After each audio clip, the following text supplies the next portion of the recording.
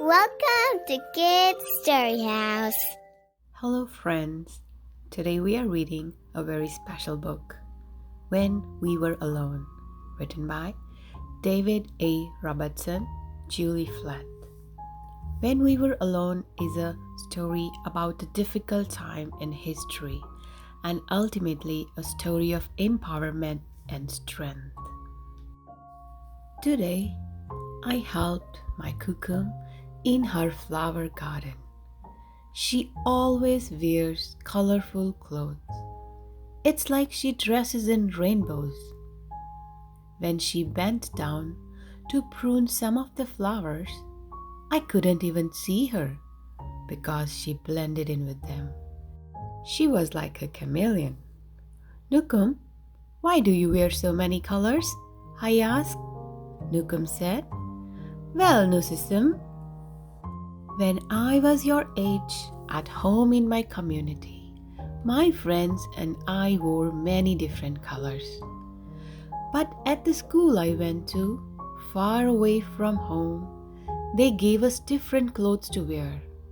All the children were dressed the same, and our clothes weren't colorful at all. We all mixed together like storm clouds. Why did you have to dress like that?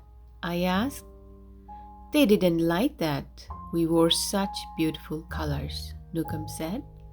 They wanted us to look like everybody else. But sometimes in the fall, when we were alone and the leaves had turned to their warm autumn hues, we would roll around on the ground. We would pile the leaves over the clothes they had given us, and we would be colorful again. And this made us happy. Now, Nukum said, I always wear the most beautiful colors. After I helped with the flowers, we went over to the back gate. There were vines covering the gate, and they reached all the way to the ground. When my Kukum turned to fix the latch, I saw that her braid hung almost as low as the vines. It was like she had a tail. Nukum, why do you wear your hair so long? I asked. Nukum said, Well, Nusism, when I was your age, at home in my community, my friends and I grew our hair long, just like our people have always done. It made us feel strong and proud. But at the school I went to, far away from home, they cut off all our hair. Our strands of hair mixed together on the ground like blades of dead grass. Why did you have to wear your hair like that? I asked. They didn't like that we were proud, Nukum said. They wanted us to be like everybody else. But sometimes, in the spring, when we were alone and the grass had grown so long and thick in the field, we would pick the blades from the ground. We would braid them into the short hair they had given us, and we would have long hair again. And this made us happy. Now, Nukum said, I always wear my hair very long. After my Kukum had fixed the latch, I followed her to the birdhouse. There was a bird flying through the air like a jingle-dressed dancer.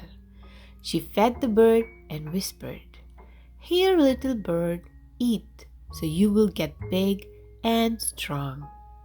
And her words sounded just like a poem. Nukum, why do you speak in Cree? I asked. Nukum said, Well, Nusism, when I was your age, at home in my community, my friends and I always spoke our language. But at the school I went to, far away from home, they wouldn't let us speak our words. All the children used their strange words, and we didn't understand them at all. Our voices blended together like a flock of crows. Why did you have to talk in their language? I asked. They didn't like that we spoke our language, Nukum said. They wanted us to talk like everybody else. But sometimes in the summer, when we were alone and our teachers weren't anywhere around the place we were, we would whisper to each other in Cree. We would say all the words we weren't allowed to say so that we wouldn't forget them. And this made us happy. Now, Nukum said, I always speak my language. After our gardening work was done, I sat with Kukum in the backyard. Her brother came over and sat with us. He comes over all the time. We drank tea and ate bannock. The tea was hot and sweet, and the bannock was moist and warm and melted in my mouth. My Kukum and my uncle talked and laughed like children. Nukum, why do you and Nukumus always spend time together? I asked.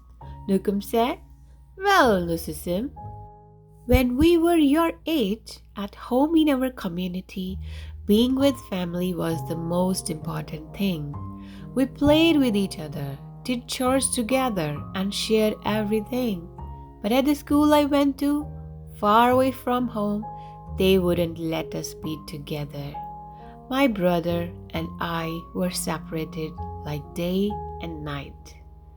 Why were you and Nokumis separated? I asked. They didn't like when we were with family, Nukum said, because when we were together, we thought too much of home. But sometimes in the winter, when we were alone and we were sure that nobody could see us, we would find each other. We would take off our mitts and in the crisp cold air we would hold hands so we could be with each other. And this made us happy. Now, Nukum said, as he reached over and held my uncle's hand and mine, I'm always with my family. The end. Thanks for watching. And don't forget to hit the subscribe button to read more stories. Bye-bye.